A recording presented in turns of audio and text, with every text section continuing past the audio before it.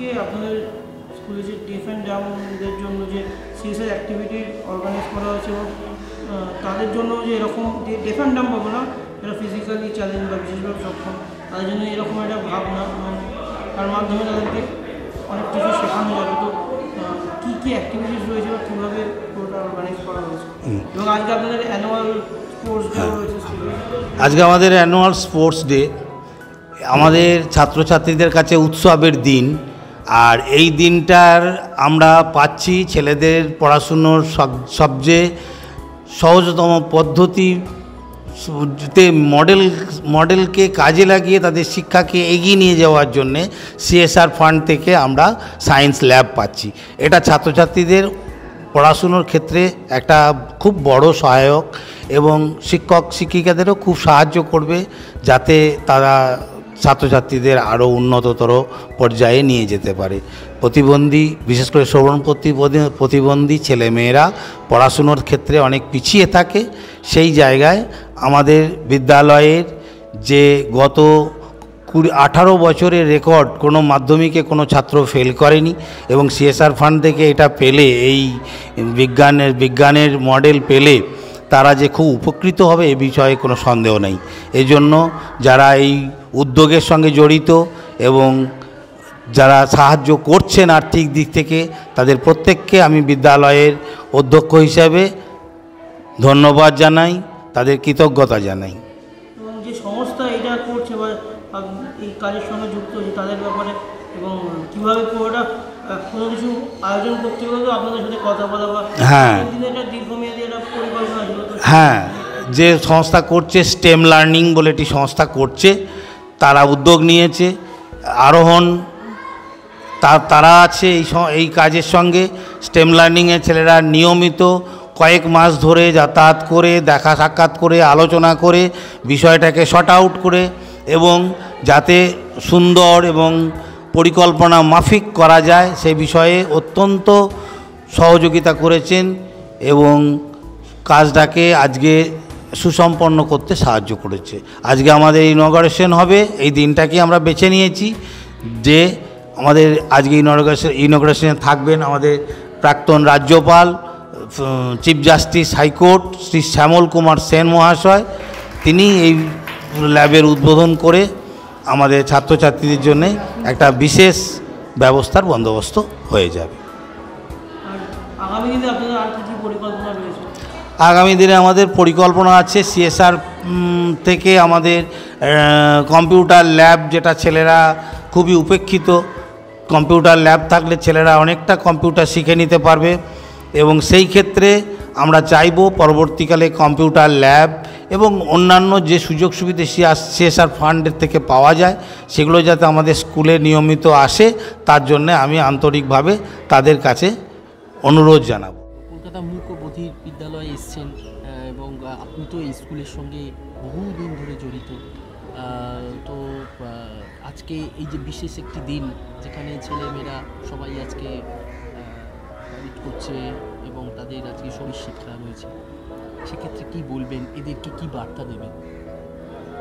খুবই ভালো লাগছে এখানে এসে যে এই স্কুলটি ভারতের মধ্যে সেকেন্ড এই ধরনের স্পেশাল চিলড্রেনদের স্কুল, সেকেন্ড ওল্ডেস্ট। একটা বম্বেতে ছিল, এখন কি রকম আছে জানি না। যাই হোক, আমি অনেক বছর এই স্কুলের প্রেসিডেন্ট ছিলাম। পরিবর্তন দেখছি, অনেক সুন্দরভাবে বিল্ডিংগুলো সাজানো হয়েছে, অনেক নতুন কিছু হয়েছে। এই র্যাম্প, রেলিং এসব কিছুই ছিল না তখন। কাজ করা খুব শক্ত ছিল। মিস্টার সামন্ত প্রিন্সিপাল, উনি অনেক চেষ্টা করেছিলেন, আমিও চেষ্টা করেছিলাম, কিন্তু পরবর্তীকালে সেই প্রতিবন্ধকতা কাটিয়ে এখন এরা অনেক সুন্দর করে গড়ে তুলেছে স্কুল।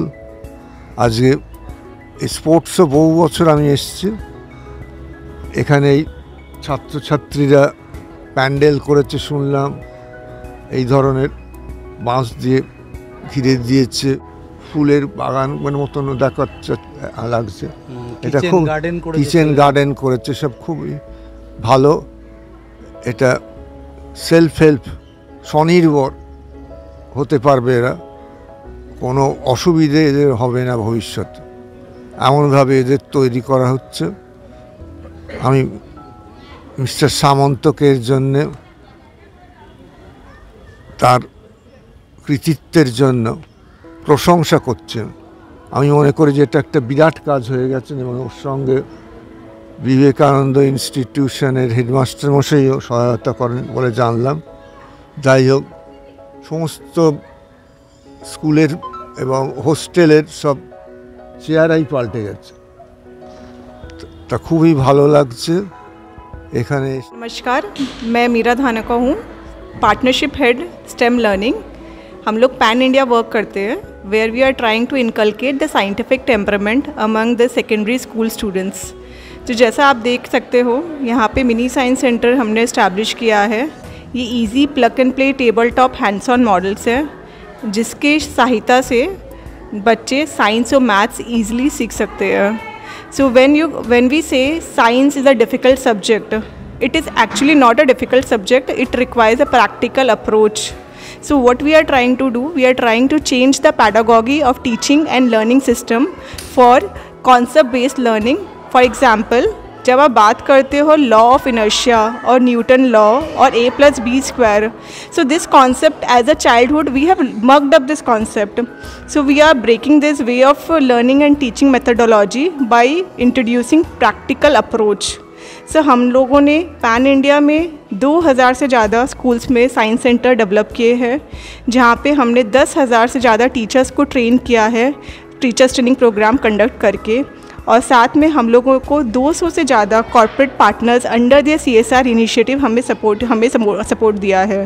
तो इस मिनी साइंस सेंटर को हमें आरोहन फिनेंशियल सर्विसेज ने सपोर्ट दिया है, जिनके CSR इनिशिएटिव के सहयोग से हम यहाँ पे डेफ एंड डम स्कूल में मिनी साइंस सेंटर स्टैब्लिश कर पाए हैं। सो हम आपसे सबसे यही अनुरोध कर रहे हैं, we request you that similar kind of mini science center should be established across every school in every districts, so that teachers also get such a help across the country. How much tough to teach a deaf and dumb student? So when you talk about deaf and dumb students, for them they always requires something to see, to touch. So this model plays this. Yes, they require the special education. So our trainer comes and give this kind of training to the teachers, and teachers who has the prior and good knowledge how to teach this deaf and dumb students. So this become very helpful for the teachers to use such plug and play tabletop hands-on model. আমরা mainly government স্কুলগুলোতেই mini science center আমরা install করে থাকি। তার একটাই কারণ যে government স্কুলগুলোতে সায়েন্স নিয়ে বেশি গবেষণা করার কোনো সুযোগ সুবিধা এই মুহূর্তে কিন্তু বেশি নেই গভর্নমেন্ট স্কুলগুলোতে, এবং এই পরিকাঠামো নেই বলেই আমরা গভর্নমেন্ট স্কুলগুলোতে করে থাকি। এবং সবথেকে যেটা বড় কথা যে আমরা গভর্নমেন্ট স্কুলগুলোতে দেখি যে ক্লাস 7 কি বড়জোর 8 থেকে 12 পর্যন্তই স্টুডেন্টরা এই মিনি সায়েন্স ল্যাবগুলো ইউজ করতে পারে। তো আমরা এই মিনি সায়েন্স সেন্টার বাচ্চাদের জন্য ব্যবস্থা করে দিয়েছি, যাতে ক্লাস 5 থেকে তারা এই সায়েন্স সেন্টারে আসতে পারে, এগুলোকে অবজার্ভ করতে পারে, এবং বিভিন্ন সায়েন্স কনসেপ্ট যেগুলো ভীষণ কঠিন ওদের কাছে লাগে সেগুলো ওরা মানে হাতে নিজে ধরে পরীক্ষা নিরীক্ষা করে কনসেপ্টটাকে ক্লিয়ার করতে পারি। তাতে করে কি হয় যে যে বাচ্চাটা ক্লাস 7-এ গিয়ে বুঝতে পারছে যে এটা খুব কঠিন কনসেপ্ট, যেমন a+b² ফর্মুলা কি, এটা ওদের কাছে প্রথমে ভীষণ কঠিন লাগে যে কি, মানে হঠাৎ করে একটা অঙ্ক করতে করতে যোগ বিয়োগ করতে করতে এই ধরনের ফর্মুলাটা কি। তো সেইটা যখন ওরা মানে কোনো প্র্যাকটিক্যাল কোনো মোডে যখন করতে পারে তখন ওদের কাছে এটা খুব ইন্টারেস্টিংও হয়, শেখার একটা ইচ্ছে থাকে এবং খুব ভালোভাবে এটা শিখতে পারে। তো আমরা এই বাচ্চাদের জন্যই মেনলি এডুকেশন ডোমেনে আমরা কাজ করি, এবং বাচ্চাদের জন্যই আমরা এই মিনি সায়েন্স সেন্টারটা এস্টাবলিশ করছি। ইন্ডিয়ার কোথায় কোথায় আপনারা কাজ করছেন? আমাদের প্যান ইন্ডিয়ার বেশিরভাগ রাজ্যেই আমাদের কাজ হয়, যেমন বোম্বে, দিল্লি, পুনে, চেন্নাই, হায়দ্রাবাদ, ব্যাঙ্গালোর, কলকাতা, এছাড়াও ইস্টার্ন জোনের তো অনেক, নর্থ ইস্টের অনেক রাজ্যই হয়, যেমন আসাম, মেঘালয়, সিকিম তো এত প্রত্যন্ত একটা জায়গা যেখানে বাচ্চারা সুযোগ সুবিধা পায় না, বেশিরভাগ বাচ্চারা পড়াশোনারই সুযোগ সুবিধা পায় না।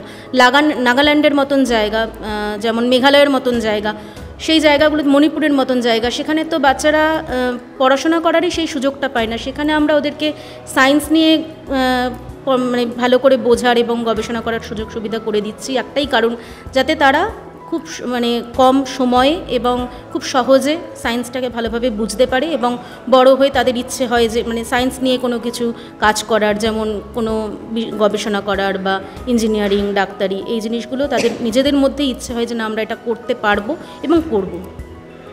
ডিফেন্ডাম স্কুলে করার মেন উদ্দেশ্যটা কি?